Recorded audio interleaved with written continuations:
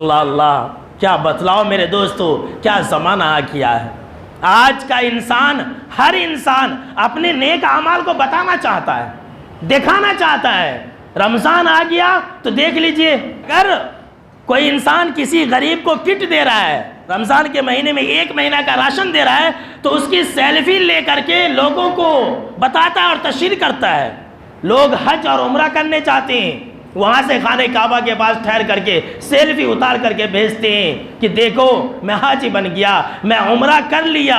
मैं रमज़ान के मुनासिबत से आपको ये पैगाम दे रहा हूँ कि हम और आप अपने अपने अमल के अंदर इखलास पैदा करें और रियाकारी से बचें।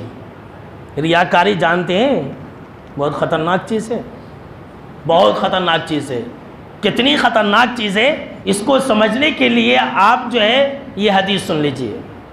हज़रत अबू सईद खुदरी रज़ी अल्लाह ताला अन्हु कहते हैं कि हम सहाबाए किराम बैठे दज्जाल का जिक्र कर रहे थे। दज्जाल क़यामत की बहुत बड़ी निशानी है, बहुत बड़ी निशानी है।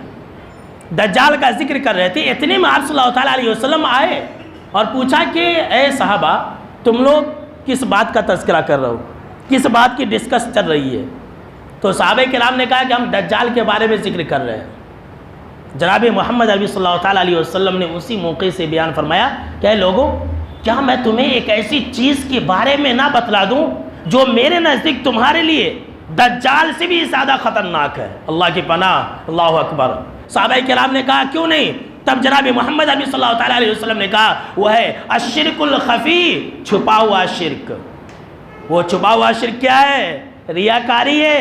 ये दिल के अंदर है, ये कोई जान नहीं सकता है, कोई पहचान नहीं सकता है। ये आपका मामला है, अल्लाह का मामला है। सुन लीजिए, जनाब मोहम्मद अरबी सल्लल्लाहु अलैहि वसल्लम ने कहा, मिसाल दिया कि ये छुपा हुआ शिर्क ऐसी है कि कोई इंसान नमाज पढ़े, अब वो इंसान ये देख रहा है कि उसे कोई देख रहा है, तो वह इंसान नमाज को अच्छी तरह से अदा करने लगे, रुकू और सुजूद अच्छी तरह से करने लगे, लंबी नमाज पढ़ने लगे कि लोग मुझे देख रहे हैं। रमज़ान में भीड़ रहती है, रमज़ान में लोग एक दूसरों को देखते रहते हैं। रमज़ान के महीने में मस्जिदों के अंदर लोग तलाश करते रहते, कौन आया कौन नहीं आया। अरे भाई, अपनी फिक्र करो, छोड़ दो, जिसको अल्लाह तौफीक देगा वो आएगा मस्जिद के अंदर।